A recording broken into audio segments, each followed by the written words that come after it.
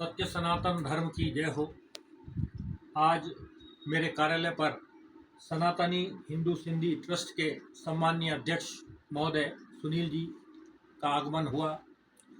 उन्होंने मुझसे संत आसाराम बापू जी के जीवन के बारे में और किन परिस्थितियों में उनके विरुद्ध एक षड्यंत्र के द्वारा उनको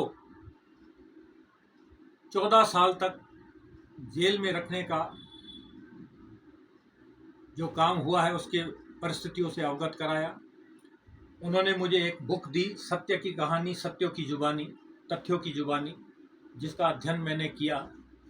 हमारे देश के विद्वान राजनीतिज्ञों ने, विद्वान वकीलों ने, जो कानून के ज्ञाता हैं, उन्होंने संत आसाराम बापू के बारे में के केस के बारे में अपनी अपनी जो है बातें बताई है।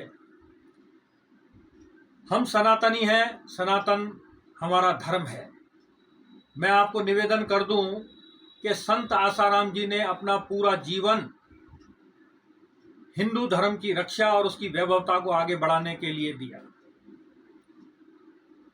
जब प्रभु श्री राम को ही परीक्षा देनी पड़ी तो इस संत को भी परीक्षा देने के लिए मजबूर होना पड़ा। मैं पूरे जनमानस को ये निवेदन करूंगा कि हिंदुस्तान के अंदर संतों के ऊपर अत्याचार कब तक सहन होंगे।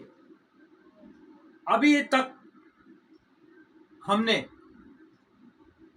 आवाज नहीं उठाई तो ये चीज कहां तक जाएगी।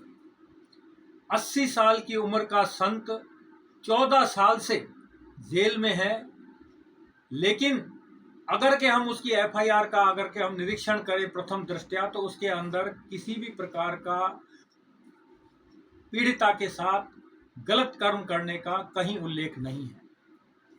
मैं कहता हूं, अगर के हम सच्चे सनातनी हैं तो इस आवाज को जन जन तक उठाने का हमारा पहला कर्तव्य भी है और ये धर्म के प्रति हमारी सच्ची निष्ठा और आराधना भी है। मैं सभी सनातनियों से निवेदन करूंगा कि मेरी इस आवाज को बल प्रदान करें और सत्य और असत्य की इस लड़ाई में सत्य का साथ देकर सनातन धर्म की वैभवता में अपना सहयोग प्रदान करें। जय श्री राम, जय श्री झूलेलाल, आयो लाल सवई चो झूलेलाल। मैं सनातन धर्म का एक छोटा सिपाही चंद्र प्रकाश खेतानी एडवोकेट हूं। अधिवक्ता नहीं, इस संसार के हर बुराई के खिलाफ अपनी आवाज उठाई है, इसलिए अधिवक्ताओं को समाज बहुत इज्जत और अलग दर्जे से देखता है।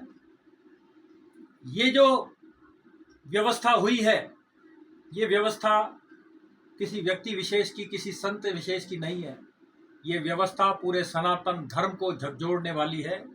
मैं मेरे वकील साथियों से आग्रह करूंगा कि जब जब इस देश पर विपदा आई है, जब जब किसी ने धर्म को कुचलने का प्रयास किया है, तो वकीलों ने ही उस आंदोलन को सकारात्मक रूप देके सच का साथ देकर इस लड़ाई को आगे बढ़ाया है। मैं मेरे वकील साथियों से भी निवेदन करूंगा कि इस मिशन को आगे बढ़ाएं और सच की राह में अपना सहयोग प्रदान करें। किस प्रकार कि प्रभु श्री राम ने जब रामेश्वरम के अंदर पुल बनाया था तब हर व्यक्ति ने अपना सहयोग उसमें दिया था, चाहे वो व्यक्ति हो, चाहे जानवर हो, चाहे पक्षी हो, चाहे पशु हो। आओ बापू आसाराम जी के इस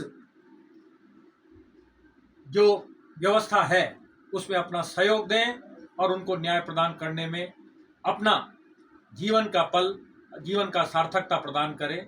जय श्री राम।